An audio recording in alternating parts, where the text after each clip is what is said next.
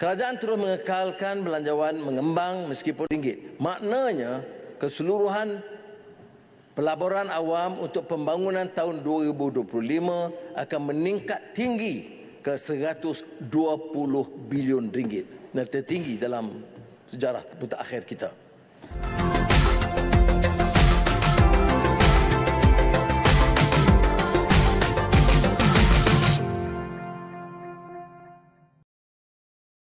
Hello everyone and welcome to this special edition of NSD's Beyond the Headlines Budget 2025 Live. I'm Amalina Kamal. And I'm Hazween Hassan. Tonight we dive deep into the government's newly tabled budget by Prime Minister and Finance Minister Datuk Seri Anwar Ibrahim.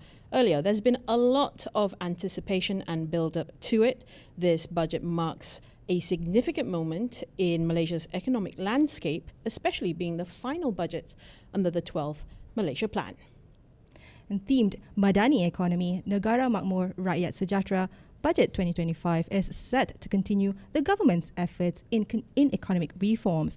Now, the budget's focus seems to be building a sustainable ecosystem, responsible governance of natural resources, as well as fair wealth distribution. Now, of course, the Prime Minister also quoted Greek philosopher Aristotle in his opening speech, whereby he quoted, "The virtue of wealth is not to have it, but to use it rightly."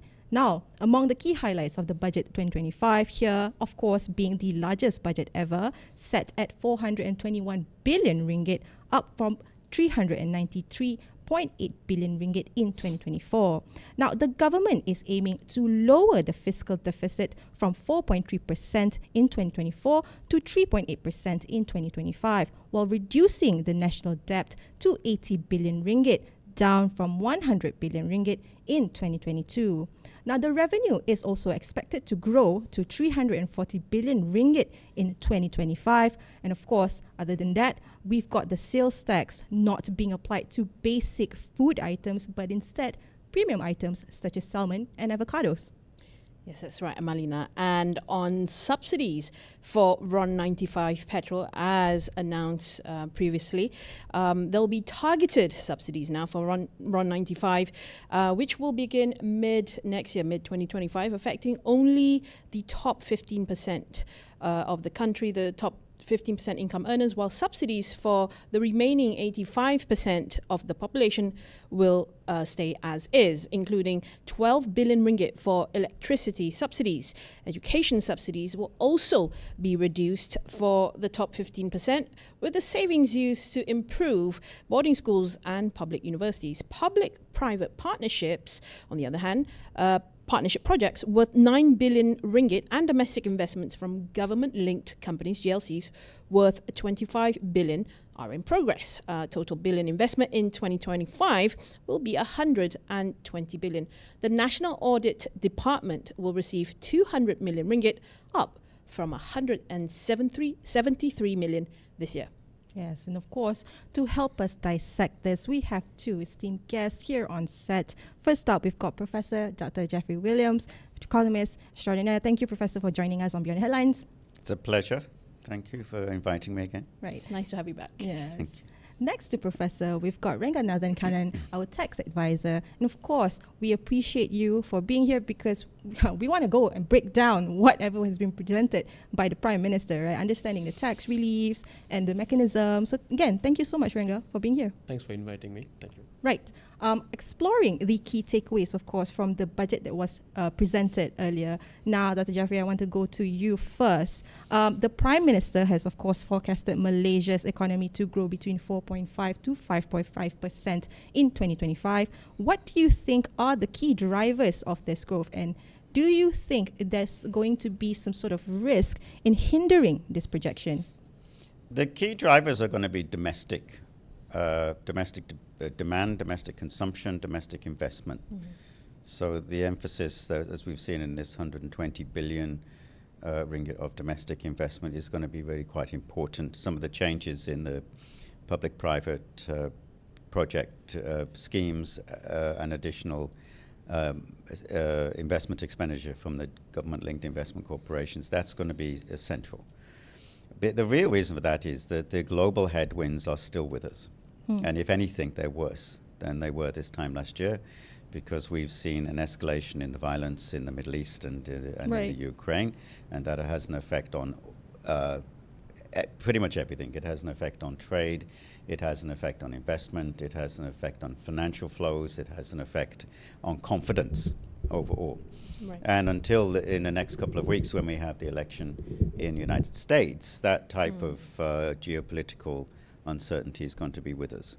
Right. And that will be the main drag, I think, during next year. And so the emphasis in terms of growth next year is going to be domestic. But do you think the implications of whatever happening in, I suppose, in the United States, or at least the West, is going to be seen earlier on, even before the first quarter of the year for 2025 is going to begin? Well, I think to an extent they are already being, we're already anticipating it, because you can see, for example, if you look at the American interest rate cycle, that's already well priced into things such as the ringgit here.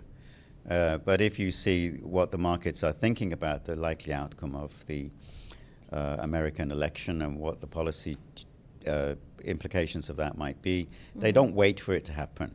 They anticipate, the financial markets anticipate it, then the trade markets anticipate it as much as they possibly can. The thing about it is we can't assume that it will be bad either way. Whatever is the outcome, we can't assume that it will be good, or we can't assume that it will be bad.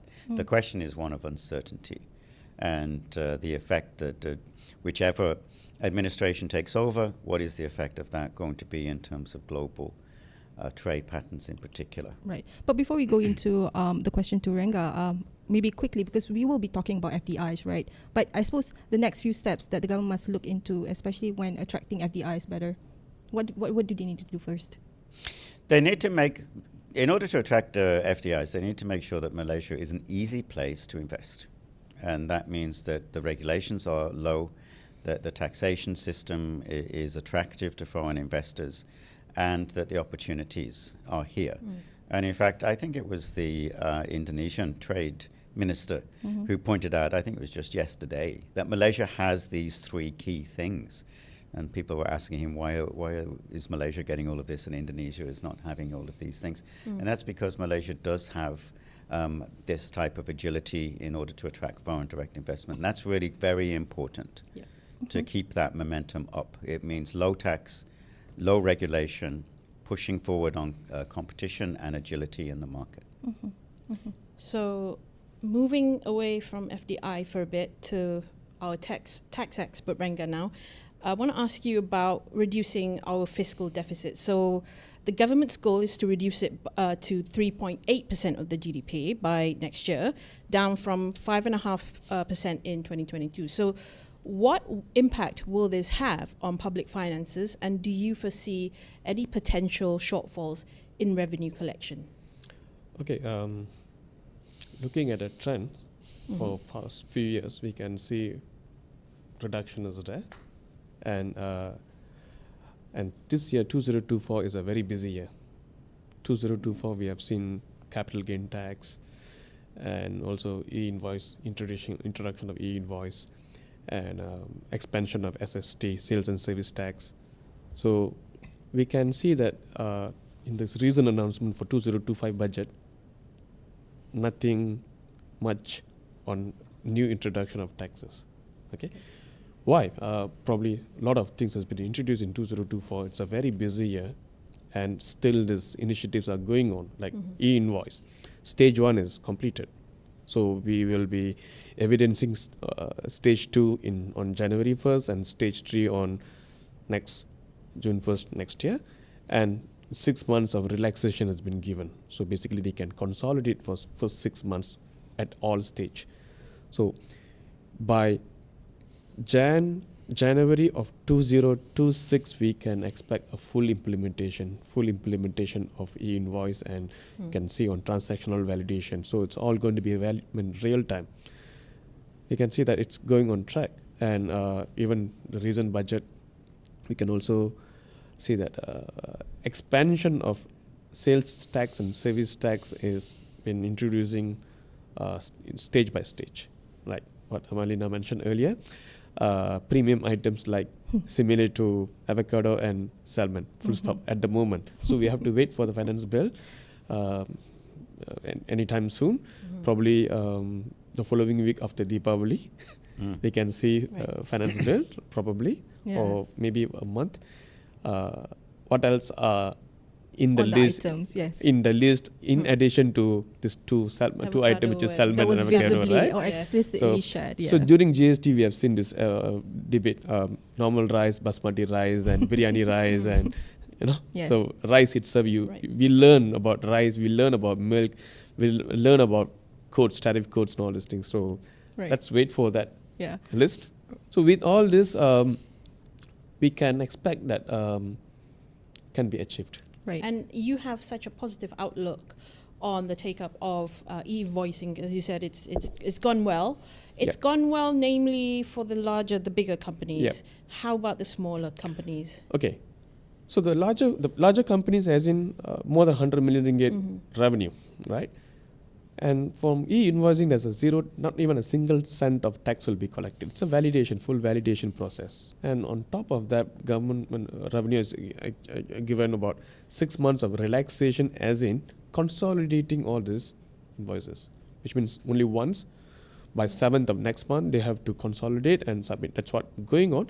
But still, our companies are going on real-time validation as well. So we can expect full implementation by end of next year. At the moment,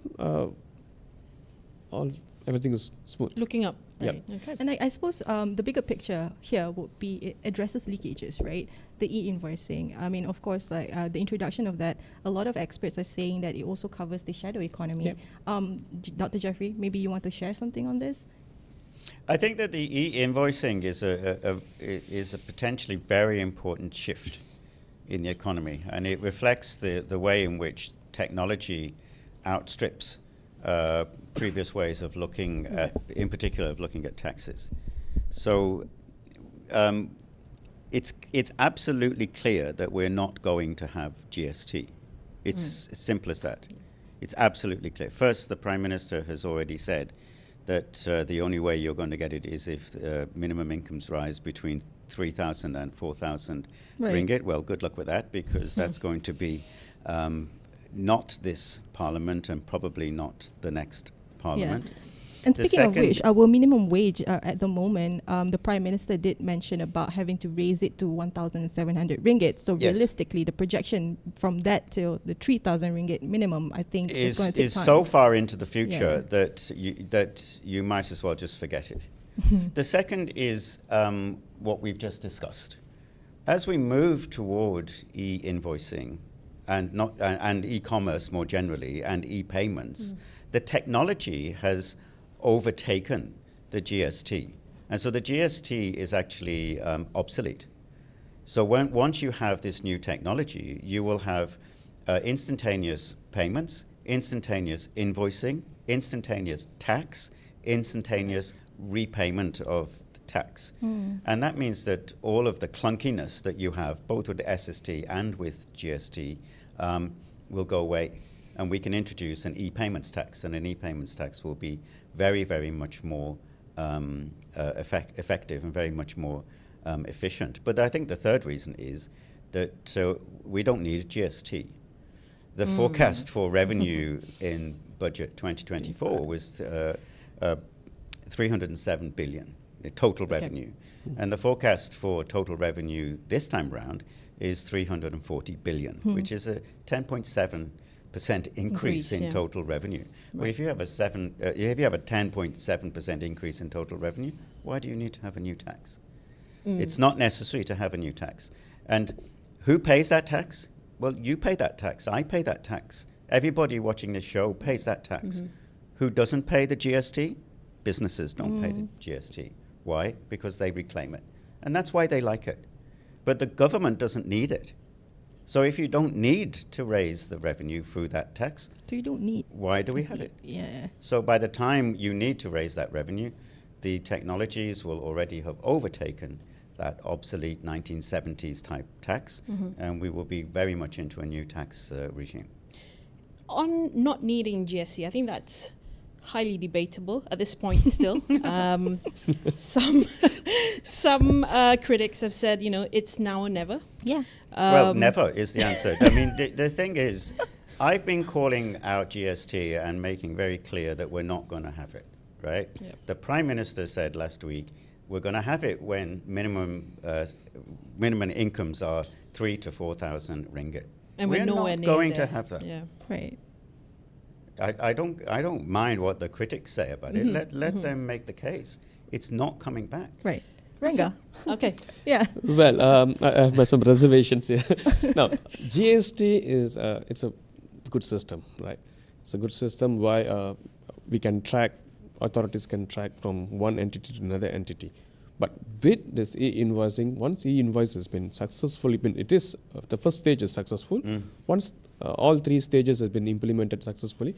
In fact, regulators did mention earlier, the previous DG also mentioned earlier that once e-invoice has been implemented fully, probably we can introduce GST on top of this platform, readily available platform, because the idea of e-invoice is to bring on everyone into the system. Right. Yes. Every transactions into the system, and it's real time. So let's go back to conventional, what we do now at the moment. Once we close our year end, or our calendar year, December, then you will furnish your taxes probably in the month of April, or we are running business, operating business in the month of June. And we are under self-assessment system, right? So we assess our own taxes, we submit our own taxes, probably pick up for audit maybe within 3 years or 4 years. Nothing happens, then nothing, that's it. But with e-invoicing, it's all going to be real time. So if it is, if you're in the system and everything is smooth, no problem. But if you're not in the system, suddenly this thing pops up with some jewelry transactions or motor vehicle transactions, then authorities might be visiting very soon. Right. No, so I mean, if you're talking about having to be a taxpayer, a good taxpayer, exercising that, you've got, you don't need the GST. You want everyone to contribute. You actually fall back to the invoicing that has been introduced and implemented. You put the tax on the payment, not on the product, not on the service. You put it on the E-invoice payment. doesn't involve taxes. Right. E-invoice I mean, is validation. receipt and It's a validation. it's a validation process. But it's like a habit, right? Yeah. At the end of the day, the bigger picture is that getting people to buy into the whole processes. Yep.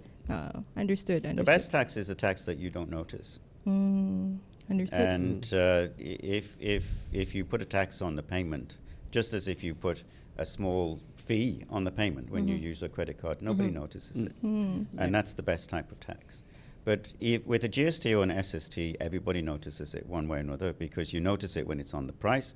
And if you're a business, you notice it because you have to go through the administration of collecting it. But with an e-payments tax, you don't have any of that. Right. Okay. Still on taxation and revenue generation, of course, earlier Renga said, I suppose there's no big introduction of taxes here, but there is a new introduction of tax, especially when it comes to a 2% dividend tax on incomes exceeding 100,000 ringgit and targeted subsidies for high income earners here. Now, before we go to you, right, Renga, let's hear what our Prime Minister Datuk Seri Anwar Ibrahim had to say about this. Kerajaan juga bercadang meluaskan asas cukai secara progresif dengan memperkenalkan cukai dividen kepada 2% ke atas pendapatan dividen melebihi RM100,000 yang diterima oleh pemegang saham individu bermula tahun taksiran 2025. Ini kalau diambil perkiraan, dikirakan seseorang memperolehi dalam saham RM2 juta. Kalau ada RM2 juta, bayarlah cukai sedikit supaya diagihkan kepada rakyat. Ikhtiar ini dilaksanakan supaya cukai pendapatan dikutip tidak hanya bergantung pada sumbangan penerima gaji, tetapi turut merangkumi sumbangan pemilik syarikat serta individu dengan milikkan harta saham jutaan ringgit. Pengecualian pendapatan dividen ini akan diberikan kepada simpanan kerajaan seperti KWSP, amanah saham di bawah PNB, pendapatan dividen daripada luar negara, itu akan dikecualikan. Now, so you've heard it. Kalau ada RM2 juta, tolonglah bayar cukai sikit. That's funny. But I suppose it's true. But the real question here would be, Renga, how will these reforms, or at least the sort of revenue generation, contribute to our fiscal consolidation?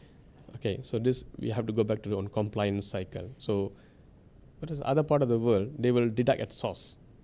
But what Prime Minister did mention earlier is if your equity value is approximately to 2 million ringgit, then if you earn more than 100,000 ringgit as a dividend, pay the 2% dividend. Right. I mean tax on dividend. So because since 2008, we are no more on this system because there's no tax on dividends because of single tier tax system, right?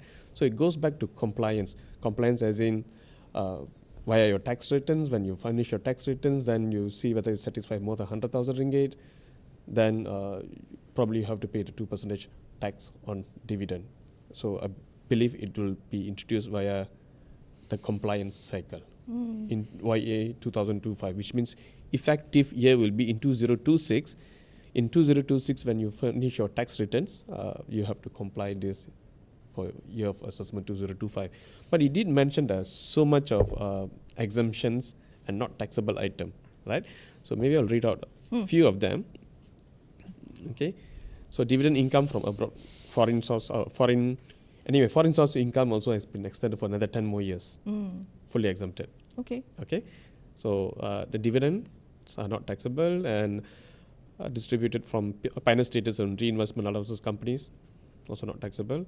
In addition to that, dividend tax is not applicable for KWSP, the biggest block, right? And LTAT, ESNB, and unit trust as well. So pretty much a lot of exemptions, and you're not taxable at all from the larger scope. So within the context of revenue generation here, do you think the government is going towards the right direction at least? I think it will be a matter of more on compliance, and compliance will be more tedious. Have to be very careful with the compliance in future. But on top of that, this 2% levy, is it chump change? I mean, it's really hardly anything significant. Yeah, so cost and benefit analysis, right? So we are not sure what is the expected collections. That has not been revealed or expectations not shared. But if you're going back to the compliance cycle again, then you have to be very tedious with proper record, proper dividend record, and whether it is exempted dividend or not by nature or subject to tax, then probably you have to furnish your compliance on timely basis. So you have to maintain your record for 6 years, 7 years. It will become more tedious. The compliance will become more tedious. All right. Now, Ranga, considering the reforms in sales tax and subsidies, how do you expect these changes to then impact consumer behavior, especially for non-essential premium goods? Okay, we did touch this earlier. Okay, Yep. so the full list are expected to be released during finance bill, and we are not sure how it is going to impact directly, because there's no way that it's not going to impact anyone, right? Right. Yeah, definitely there will be impact. Definitely there will be impact. It can be a direct impact and indirect impact as well, right? So direct impact, of course, from the message is quite clear that probably the T20 or the consumers of high-end premium products will be taxed. Will impose tax, but revenue will be customs will be imposing sales tax, right? But the indirect part definitely will be increase of cost to a certain fraction. So my grocery bill will just get bigger. Unavoidable, to a certain extent. Earlier outside of the show, I think Doctor, you and I, we joke about or at least together we joked about how we gotta stock up on our strawberries and the actual premium avocados, is jam out of it before the items are released, right? Yeah. Anyway, I mean, talking about how it will impact consumer behavior, I think all of us would know how it will react to that once it is properly announced or it is probably made visible.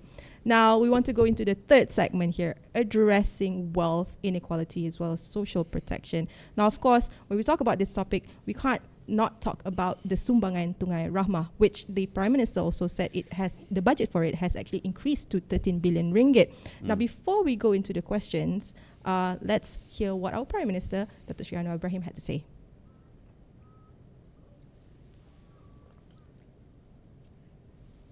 Kerana terpaksa berdepan dengan apa yang dianggap sebagai kos yang meningkat.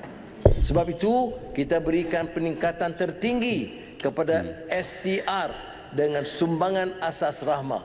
Saya ingin umumkan, pada tahun ini, program asas ramah sara untuk rakyat miskin dan STR, sumbangan tunai ramah, akan mendapat peningkatan terbesar dalam sejarah, 13 bilion ringgit. Ini akan memberi manfaat kepada 9 juta penerima atau 60% penduduk dewasa negara. 4.1 juta penerima STR akan menerima SARA sebanyak RM100 sebulan ketimbang 700,000 penerima sebelum ini. Bantuan SARA dikreditkan dalam MyCard penerima bermula April 2025 dibelanjakan untuk membeli barangan asas, minuman, ubatan, barang persekolahan dan lain-lain. Alright, 13 billion ringgit for the STR. Dr. Geoffrey, how effective do you think these measures, or at least, having to raise the budget, help to address the wealth inequality as well as the rising cost of living for vulnerable groups in Malaysia? I think generally speaking, there is a consensus across economists, whether you're from the right or from the left, a market-based economist or an interventionist economist, that the best way to deal with issues of poverty and inequality is through direct cash transfers. The difference that we have across different philosophies of economics is how that should be done. And what we're seeing now is that the STR program and the SARA program is moving away from these lump sum payments slowly, but it's moving away from these lump sum payments just before the holiday season or just before an election. And it's moving into what it should be, which is a regular monthly payment. Once you get a regular monthly cash payment, or if it's put on your MyCard, it amounts to the same thing. It's an e-wallet or e-payment process. And once you move into that, the income becomes more normal, and then you start to spend it more normally, rather than having it as a lump sum before a special event where you will spend it almost immediately during that period. And that's a much more effective way of addressing the issue of poverty and addressing the issue of income inequality. And it's a move toward what we call a universal basic income or a guaranteed basic income.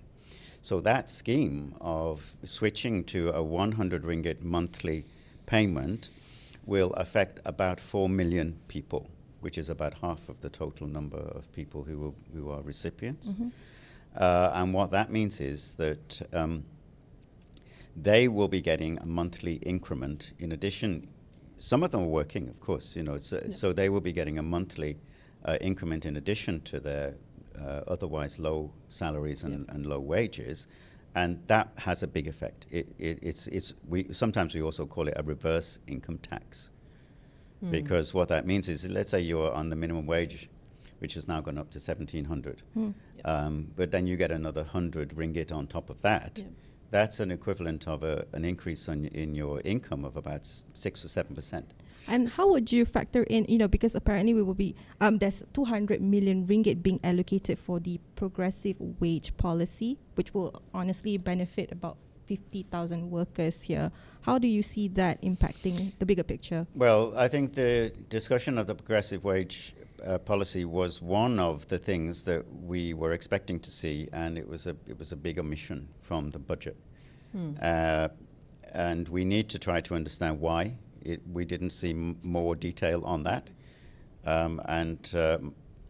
My suspicion is that it's rather more complicated than it needs be.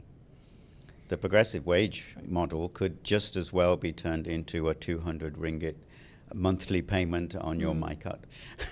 It could just be as simple as that, rather than connecting it into training and productivity increments and all of this. And then that would have the effect of being a wage subsidy, which we saw wage subsidies during the COVID period, for example, and it's not at all strange.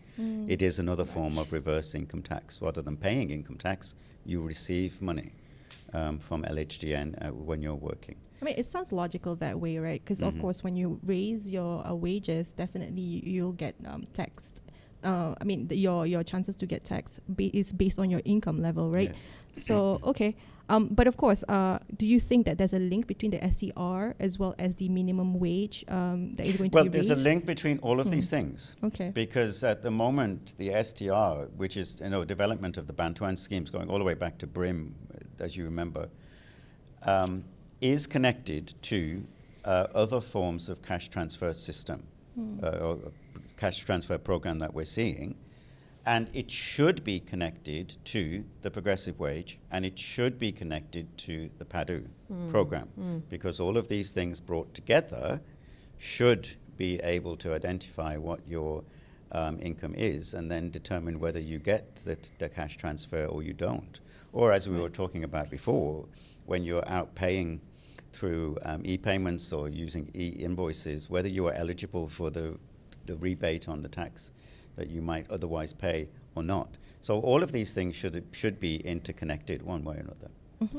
And I suppose because you said that having these monthly payments is far better than having it as a lump sum payment. I think that also complements the fact that we're getting more individual tax reliefs. Maybe Renga, you can get more into that. Yeah. What are the incentives or benefits that people can enjoy now? Sorry. So we did touch this earlier. I mean, this year is more on like a little bit of relaxation, right? Compliance. A soft gap, more on soft gap. So a lot of things have been introduced this year, especially this year. And we can see that a number of relief items has been more inclusive and expansion, and certain relief has been extended as well, like SSPN has been extended. Certain relief, the basic relief has been increment from 3,000 to 4,000 ringgit, like medical relief, insurance and all those things, right? And also for further education, right? So everybody, I mean, those taxpayers, that is not limited to a certain segment, whereas T20, M40, everyone is taxpayers, right? So everyone will be benefited from these relief items as well. Okay. Yep. Okay, let's talk about education, of course, because education as well as healthcare are two areas of concern, especially when it comes every single time the budget is being tabled. People will look into it. But of course, when we talk about education, right? So there's apparently a reduction of education subsidies for the top 15% income group. Renga, how do you think this will have an impact, especially on the wealth gap? As Prime Minister did stressed or highlighted during his speech, the percentage is insignificant. And he did appeal, put it in an appeal mode. It will be kind enough if you can pay, and it will help us to channel back the funds to underprivileged and people who really requires basic health and education. So he put it into a very appealing format with a 15%. So 15% sounds like as if it's negligible. But it's not, right? But when it comes to education is based on merits, based on their capabilities, right? So just because particular child born in a T20 family and the parent have to fork out 15% is, I mean, of course, it's an additional cost. Right. Yeah. Right. On the education, social services and public welfare, if those of you who've not, probably listened to the Prime Minister's tabling earlier, so apart from the education subsidies that will be reduced for the top 15% income group, apparently 100 million ringgit will also be allocated to empower PPR communities through socio-economic programs. And apart from that, vacant government-owned properties will be repurposed for daycares, preschool, as well as skills training centers. So, Doctor, with this, do you think it actually the Madani government is going towards a more sort of like inclusive, I suppose, a prosperity upbringing for our country? Well, we would hope so. One would hope that these type of projects look at how to use public resources better. But I think what we saw in the budget as a whole was a very, very long list of programs which were actually really very small. 100 million ringgit is Not a large sum. it's simply it wouldn't pay to paint the outside of the buildings of the PPR developments. It just in the centre of Kuala Lumpur, it wouldn't be enough for that. It's just not enough. I see. What would be better would be to use the PCAS 2030 scheme, the public-private partnership scheme, and try to see whether you can have positive and proactive public-private investment programs into these housing development areas, leveraging the 100 million. The 100 million is not a lot, but you could leverage on that, and then that would help to make a much better improvement. Right. And in fairness, we had YB Datuk Nancy Shukri some time ago, and she did say along the lines of having these public-private partnerships, trying to foster this more to have funding channeled towards institutions like this, daycare centres. Yes, because often when we think about public-private programs, we always think about the big mega projects. Right, and it's always that the high-speed rail, all of this, and how can the government and the private sector build these mega projects? But actually, this type of public-private investment program is much more impactful at a small scale, because you get not just the economic and the financial and the investment and the employment impact, you get massive social impact as well.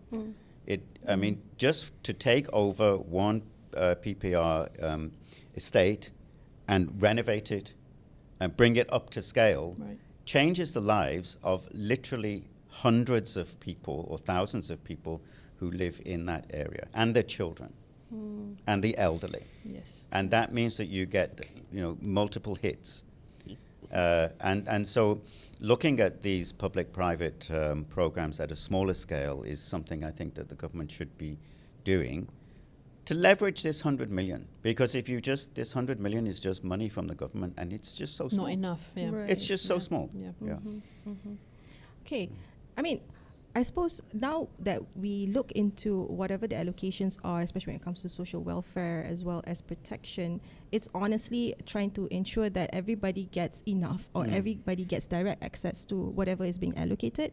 And I suppose the small sort of allocations here will help the grassroots. That's what I thought. It looked very much as if there was a real effort, which is a positively good thing, that there was a real effort to try to make sure that all of the people who had put in a justifiable reason to receive an allocation, that they got it. Because the bigger question is that usually, I suppose the argument is that the budget doesn't really trickle down. Yes, and this looks like it's been trickling down.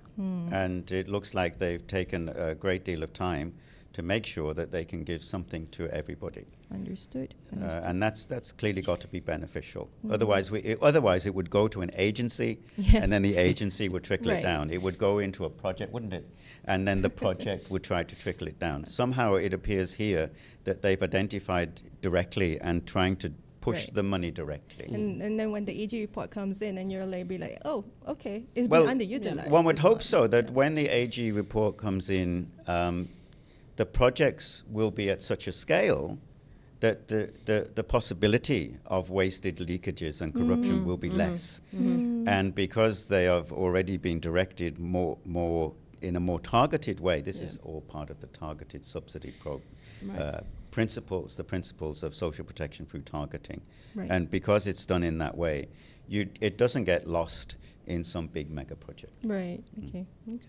Now, let's talk about Malaysia's competitiveness, or at least the internal competitiveness among stakeholders here and potential investors, apart from foreign direct investments. I want to ask Renga this first. When we talk about having to push for Malaysia's, I suppose, attractiveness outside, right? The Johor-Singapore Special Economic Zone here is expected to, rise by year end. What do you think should be the tax relief or exemptions that we can expect to be seen, or at least to be enjoyed by businesses? And how can this influence cross-border investments? Right. There's a lot of announcements on, especially at Johor, right? So in addition to Johor, Prime Minister did mention about Perlis, Kedah, Kelantan, and Terengganu as well, and make sure that MIDA can go through MIDA, and MIDA also can provide or facilitate these investors by extending work permits for foreign students who carried out their studies here in Malaysia. So he did mention that. Okay, so it's a kind of integration and like one-stop center. And he did stress the point that we will take necessary actions to enable the foreign investors to go through with a single agency with all the necessary licensing requirements to reduce the bureaucratic. He did mention that. Now, coming down to Johor, down there at Johor, there's so many incentives, so many announcements, especially one of the recent announcements are Forest City, which he specifically mentioned as well, on duty-free islands, and also single-family office. So for single-family office, Securities Commission enabled to go through this. It is under their purview, Securities Commission's purview, and Security Commission has the capability or has the power to, on visa as well. Right. Visa for two type of visa. Visa for the single family office owners and their professionals as well. I mean, Right. So- for this, we're talking about the legalities of it and also maintaining, I suppose, a set of system here. But how can ministries work together to ensure that the economic zones, or at least the identified areas that we want to boost tourism, or at least investment, the FDIs here, be better? Be So more attractive? MIDA is one point of contact. Another point of contact except for single family officers, will be Securities Commission, and it did mention about establishing a single point center at Johor, specifically at Johor, to facilitate Singapore and Johor initiatives, because in Johor region there's so many developments at the moment.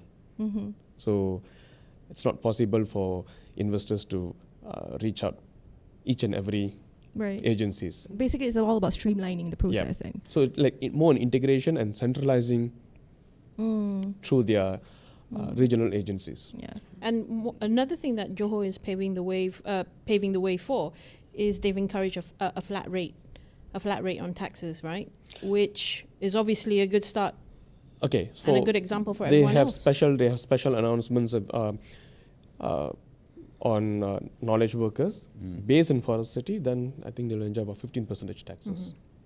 All right. Yeah. I still want to talk about competitiveness here, and you can't talk about competitiveness without raising your competitiveness without talking about boosting the digital economy, right? Dr. Geoffrey, so Malaysia is introducing this new investment incentive framework in Q3 of 2025.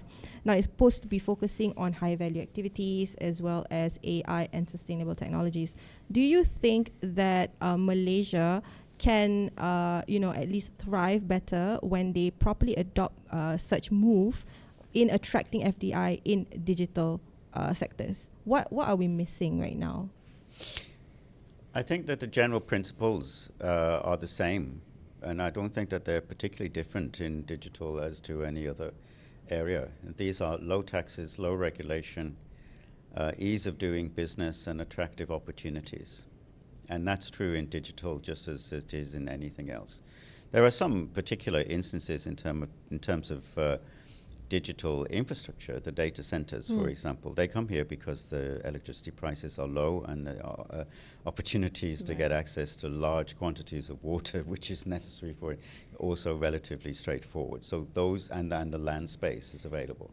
So those things are also important. But my general view is that the government cannot drive this through direct policy intervention. The government can only drive this through having those things in place: low taxes, low regulation, ease of doing business, and basically stepping out of it. These are market-driven issues.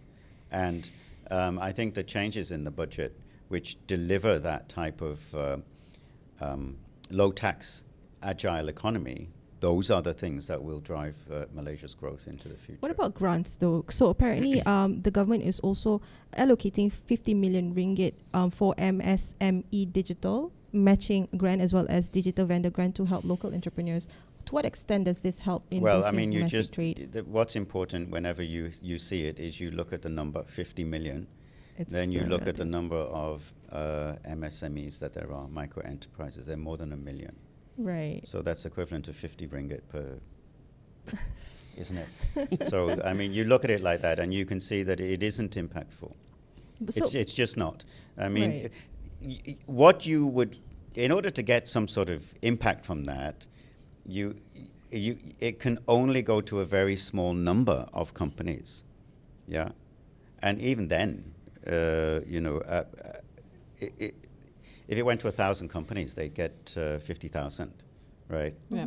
And that's even 50,000 isn't enough. Right. You see, so it doesn't really make much sense. But how do we rationalize this then? The simplest thing is to stop it. Just stop this delusion that the government can put money here, put money there, put money somewhere else. Just let people keep their money. Yeah, the most important and most successful thing the government could have done in this budget would be to simply exempt MSMEs from tax up to a reasonable threshold. Do a proper assessment and say, you know what, most of these companies aren't paying tax anyway, right? And so if you just say, well, let's say your income is below 1 million, no tax. Or your profit is below 500,000, no tax. Nothing. That's the best thing that the government can do. Otherwise, the government is dreaming up digital grants, green grants, training grants, e-commerce grants. And the SMEs don't want that. They don't want that. They just want cash flow. The most important thing that they need is cash flow, cash flow, cash flow, cash flow. To sustain. But previously, there were projections, or at least there were calls for this to have more support for mid-tier companies. Yes. Right. Is that not what we've gotten from the budget now? I mean, there weren't calls from mid-tier companies for these things. The mid-tier companies and the small companies and the micro enterprises, they are asking, help me with my cash flow. That's what they're asking. Absolutely, they are. And if any of these policies had worked over the decades that we've had them, then the SMEs would be through the roof. And they're not. They are still in low-value areas. They're still not investing in R&D. They're still struggling with cash flow problems. They're still struggling to implement e-commerce and e-invoicing. And that's because all of these assistance programs are dreamed up by somebody else, and they present opportunities for grants or soft loans that the SMEs just don't want. So who should be taking responsibility for this, at least to ensure that there's no pockets that we overlook, Well, the question of who should take responsibility for the management of an MSME or a micro enterprise, the owner takes responsibility. It's his business, her business, right? She takes responsibility for this. Right, but in terms of the policy, who should take responsibility for this? Ministry of Finance should take responsibility for this, because this is really a question of tax. It's a question of how do you get the money to the companies who need it, by letting them keep it through the tax, or having the equivalent for MSMEs of a reverse income tax. Is it likely that from this budget that's been tabled, these small businesses do feel neglected? They always feel neglected and with justification. Unfortunately. Because almost all of them won't get anything out of it. That's the issue. Okay. I just want to touch a little bit on the sectoral investments as well as the development that the government, or at least Prime Minister Datuk Seri Anwar Ibrahim did mention during the tabling. So apparently the government will also allocate 1 billion ringgit for the Ikhtiar Sejati Madani program to boost the rural economy and empower orang asli communities, as well as expanding TVET services in villages. Now, I think in my previous interviews, or the previous interviews that we've done on TVET specifically, right? So the issue is usually not having enough regulators to ensure the programs are being utilized or optimized better. Do you think just expanding the budget or ensuring more visibility on TVET services is very superficial. We should actually be looking at upholding the services. Training and the regulation doesn't of create it. jobs. Sorry? The training does not create jobs. Right. The only jobs that are created through funding TVET are for the trainers themselves and the training companies. Yeah, most people go through a TVET training program and they come out at the other end and they still are not getting a job. We have 2 million people who are underemployed. Many of those have gone through TVET programs and it hasn't helped them. And again, this is because the TVET programs are driven by somebody dreaming up a policy on green TVET, digital TVET, whatever it is, whatever, these. Whereas the best way to deal with this, give people the money, let them spend it for themselves on what they choose. Then they will make the decision as to what type of training that they want, where they want to get it from. Right. It doesn't have to be from a trainer registered with HR Corp, and you can just spend it on a Microsoft certificate if you wish, or reclaim it. You don't have to give them the cash if you feel that there's an issue in transferring the cash. Allow them to reclaim it. Right. Once they, you come up, you say, I spent 1,000 ringgit on a training program to develop apps, and then you bring it back, The relief item. and then they repay it to you, provided it's a bona fide certificate. Yeah, from an organization and you actually did it. Yeah. Right. That would be much better. This model that you speak of, it's proven successful in quite many yes. other countries. It is quite one the that most, comes to yes. mind is Uganda. You've got Yes. Uganda in Africa. They've done this a lot for youths. Yes. And it's not like we don't have an existing policy here, but the first thing that comes to mind is Mara and the sort of funds that we can give certain youths, especially the Bumi Putras. Yes. But it's about also now extending that to everyone, right? Look, there are billions of ringgit. 6.7, 6.8 billion ringgit is spent on TVET every year. And yet, you still have 2 million people underemployed, 7 million people out of the labor force. And this is keeping down people's salaries. And because it's keeping down people's salaries, you have problems with raising taxes because you can't tax them. They spend less, so you get less consumption tax. And if you just redirected it and restructured it, you would get a much better outcome. Right. I'm so sorry to interrupt, but we only have like about 10 minutes left. But we do want to talk about a couple of, areas of concern here. One first being Sabah and Sarawak. Now, of course, Sabah and Sarawak have been allocated about 6.7 billion and 5 billion ringgit respectively, with additional funds for development as well as special grants.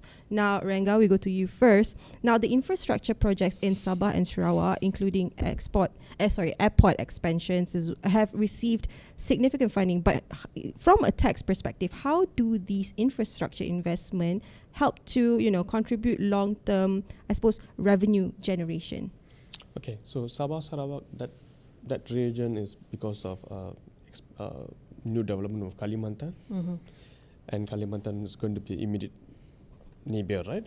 So with an airport, with capex, of course, establishment of new entities or companies can facilitate our neighbors as well, and new job employment, high-end job employments, and definitely make higher range of revenue and be contributing to the country as high taxes as well. Right. Good amount of taxes. Right. I mean, let's listen to Prime Minister Datuk Seri Anwar Ibrahim as well on the Sabah Sarawak expansion. Yeah.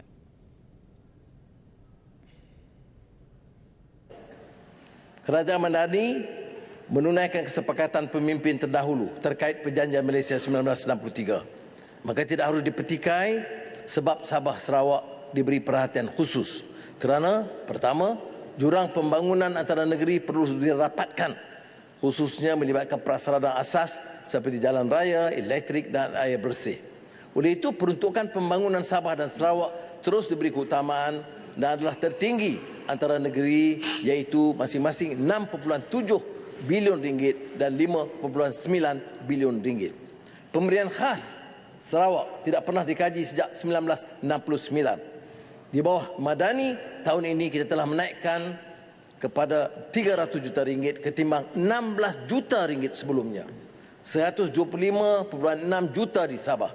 Maka mulai 2025, kita akan naikkan pemberian khas Sabah dan Sarawak sekali ganda kepada 600 juta ringgit.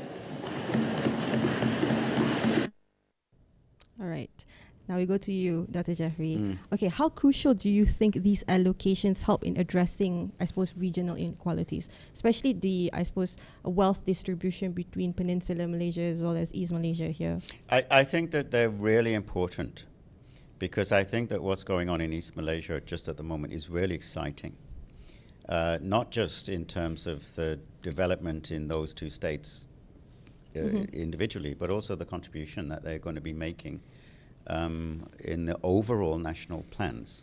Of course, what we're seeing, there's no mystery about it. The Deputy Prime Minister is from East Malaysia, right? So this is really helpful that he is able to have a voice right at the heart of government, and that's driving part of this. But if we look at some of the things that we're seeing, for example, in Sarawak, they're going to establish a sovereign wealth fund, like the Norwegian fund, and they're going to use that for social programs. They're buying a state line, they're buying a state, they've already bought a big chunk in Afin Bank to create that as a state bank. And that's important in terms of the domestic development. You can get free higher education in Sarawak if you're a Sarawakian from 2026, and if you're not a Sarawakian, it will be very heavily subsidized. That's the type of benefit that you get when you have a different approach. Right. But there's also a big contribution of East Malaysia into some of the national programs, particularly the National Energy Transition Roadmap, because quite a lot of that renewable energy is coming from that state. Right. Actually, you know, the hydroelectric in particular. And that's really important in driving the, not just the energy transition process, but also the data centers. One of the reasons that the data centers come here in terms of investment is because they use so much energy and because of who they are in terms of the company and that profile of the company, the energy they use has to be clean. And where do you get this clean energy from? You get it from Sarawak.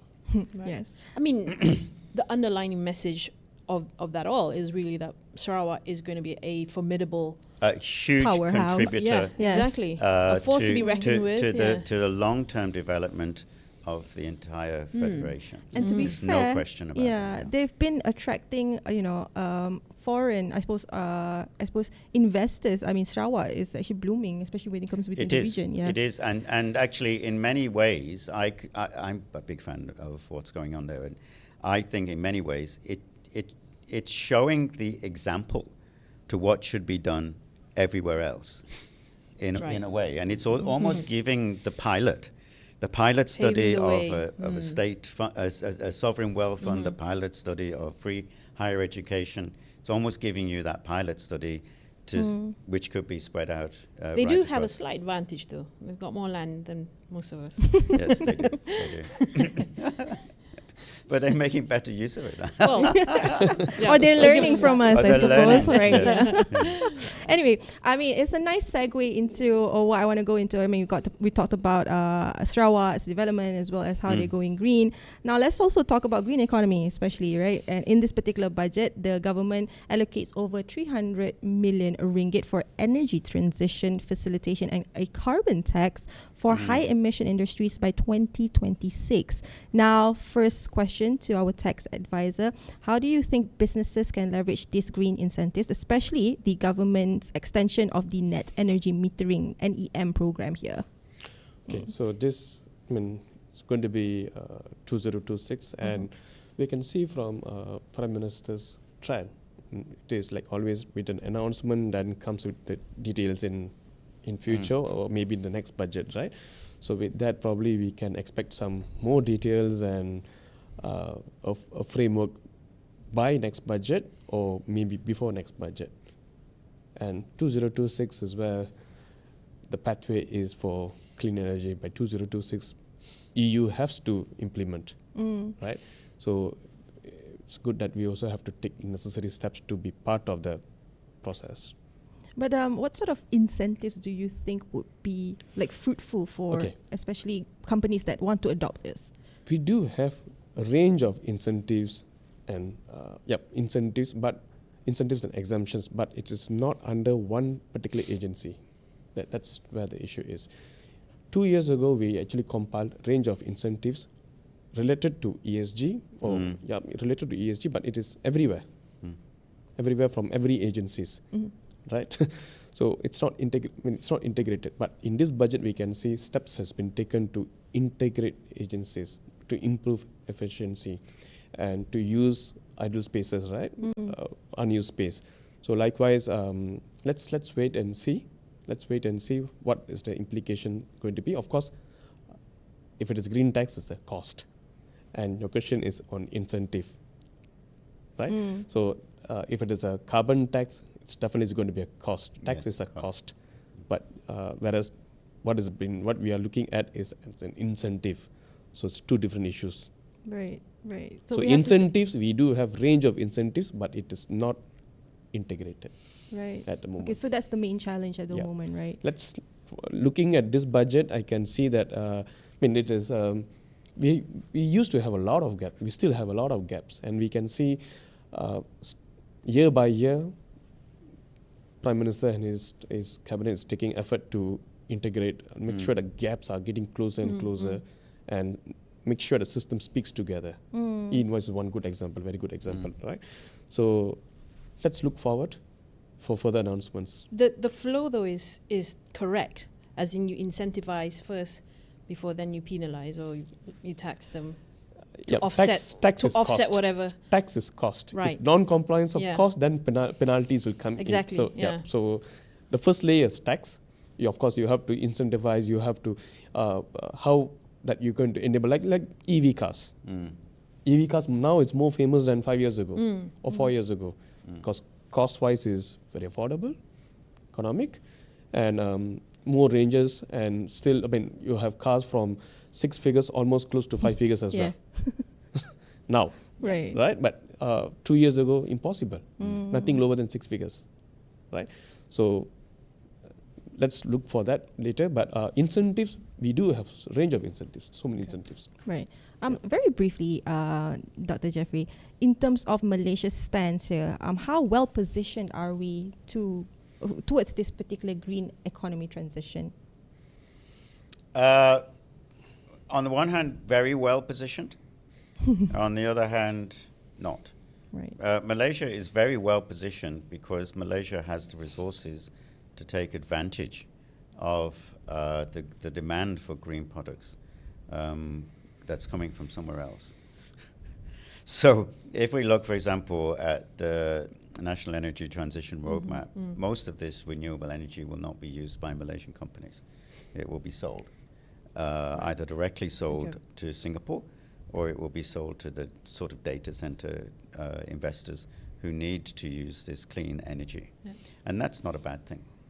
It's a good thing. If you look at the rare earths, Malaysia will not be using the rare earths. The demand for the rare earth products will not be here in Malaysia. No. But that's a natural resource which has, in principle, the same potential as oil and gas had during the 1970s and 1980s. But are we dealing with the dilemma well now? I don't know. How do we ensure that we are not necessarily losing on this particular area? Oh, well, yes, the question there is simply to capture the value. For example, if you're using these green incentives in order to attract foreign direct investment, you have to recognize for every dollar that comes in any given year, for every dollar of foreign direct investment that comes in, $2 of profit from those previous investment goes out. You have to be able to capture somewhere the value. Right. And if you can't capture that through tax, you have to capture it through employment opportunities, or capture it through spending, or capture it through the investment that those companies are making with local suppliers. And that's the real challenge, to create the infrastructure. But Right. I think what we saw in this budget was fewer of these gimmick type taxes, not just on green issues, but just right across the board. Right. We've had a bit of a holiday on new taxes, which I think is a good thing, right? Because what that means is the government is sort of saying, you know what, we had a lot in the past. Let's just let it settle in. Sure. Let's see Yeah. how it works Let's go, out. yeah, sunset. And then once everything's settled in and it's working out, then we'll consider whether we need to have new taxes or not in the future. Right. But for now, we're good. We're good. Right? Yes, we're good. Good.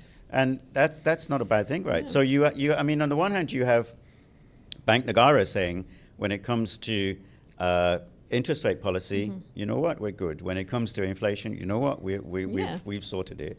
Now we're sort of saying, when it comes to new taxes and the tax system, we're sort of all right. With no big tax changes. Yeah. Not like we saw last year, increase SST, all sorts of different taxes. Nothing like that. It's sort of saying, yeah, we're pretty good. Let's let it all settle in, because next year might be tough. And we don't need to be overburdening people. To that extent, I think people will be quite happy with this budget. Right. Right. Prof, the SST is not out yet. we still have to wait for the SST items, the premium items. No. Yeah, well, exactly. So we hope that there's not going to be any big At least surprise. there's no. But I think last year there was there was an increase, right? So at least we're not. At least we're not going to get any scares of any big hikes in inflation, right? No. That's not going to happen. Yeah. Yeah. So that's good. Yeah. But we need that, because if you push forward and on the petrol rationalisation Right. Yes. in the middle of next year, Raw 95. that has to be done in a stable Yes. environment. Yeah. It really does. You need to have as quiet an environment as possible. Progressively, I think that Right. the point is to start with the richest, then remove some of it, but not total removal. Yes. And Yeah. eventually, cut Yeah. the subsidies. Correct. And this is where I want to at least close the show or the program with, in terms of how can we balance growth and fiscal responsibility, right? We can't talk about it because, nice segue again, Doctor, you mentioned about the RON 95 targeted subsidies, right? Yes, it will be introduced in mid-2025, and it needs to be at a time or at a period where things are much calmer. Yeah. But how can we assess the balance between, again, stimulating growth as well as maintaining fiscal discipline here? Well, we have new frameworks that I think we're sort of seeing the impact of the Fiscal Responsibility Act and the medium-term fiscal strategy and all of these sort of things, and that I think is guiding the overall feel of the budgets, not just this budget, but also last year as well. Yep. I always, people have asked me what is the difference between the budgets under Datuk Sri Anwar and under his predecessors, is that under the predecessors there were no constraints. It Whatever was goes. Whatever goes, yes. We're going to spend as much money on wherever we want. And we don't see that under Datuk Sri Anwar. We don't see that. We've seen a lot of detail, and we were saying that perhaps a bit too much detail, but he's clearly gone into some sort of detail in order to make sure people understand where this money is going, where it's being spent. And that is a big part of fiscal responsibility. And that's what you need. You need to have you need to cut wastage, you need to cut leakages, you need to cut corruption, you need to rationalize the subsidies. Then you know how much money from the revenue you have and how much you can spend on the areas of priority. And we're doing that, and every year we're seeing him build on that. Right, and with the government allocating, at least 421 billion ringgit in this particular budget, it's very, I suppose, important to ensure that no leakages happen. Renga, some takeaways for you before we end the show? Okay, so good pointers, Prof. Thank you. And in addition to Professor's point, importance has been given for healthcare and education as well. A lot of importance has been stressed and highlighted on education and healthcare without failure, right? And on that note, from tax system wise, we can see each and many aspects has been it's been strengthened. Okay, for example, stamp duty is going to go on self-assessment. It's going to be very interesting because we are under self-assessment system from 2000 for income tax. Then RPGT was just recently introduced. And now stamp duty is going to be under self-assessment system from 2026 in 3 stages. 2026, 2027 and 2028 full implementation on self-assessment system. So we can see that slowly the systems is going to speak together and more integrated, and will become much well financially literate. Yeah, I was just about to say that. Literate Enhance community. Enhance compliance, right? That's the major takeaway from that all. Yeah. Part of the reason that revenue is improving is because of enhanced compliance, enhanced collection through LHDN, Right. and enhanced enforcement also. Right. Well, thank you so much, gentlemen. I think this discussion has been seriously very insightful. I mean, obviously, we will definitely follow the developments of the nation closely, and how the policies outlined today will shape the country's future. Now, if you like this particular episode, don't forget to like, comment, subscribe. Don't forget to also turn on the notification bell if you haven't already for future episodes, because you'll not only get news Straits Times Beyond the Headlines update, other reports under NSE Online will be delivered to you. I would like to thank our guest that's here on set, of course, Professor Dr. Geoffrey Williams. Thanks for inviting me again. Thank you so much for being on the show. Thank you so much, Rengar, as well, for being on the show. Thank you for inviting me. Thank you. And thank you, Hazween, for being always on. Always a pleasure, Amalina. And this episode, while it's live, it's going to stay on our YouTube channel. Yes. And you can also watch the episode, the live and recorded episode on Facebook. So we're on Facebook and YouTube for the full entire episode. I think it's gone on for a little longer than our usual. Yes, episodes. a little longer than. That's because it was 1 so hour. interesting. It was indeed. I thoroughly enjoyed this discussion. I would love to expand more, but of course, budgets are normally not the sort of, it's usually dry and boring. Not with us. But I don't think, this We'll one was come next year and thoroughly do the same enjoying. thing. Please do. Always welcome. Right. Thank you. Thank you so much anyway, guys. Thank you so much as well Okay, to our thanks a audience lot. for staying tuned to us. Anyway, my name is Amalina Kamal, and I'll see you in the next round next week. Thank you.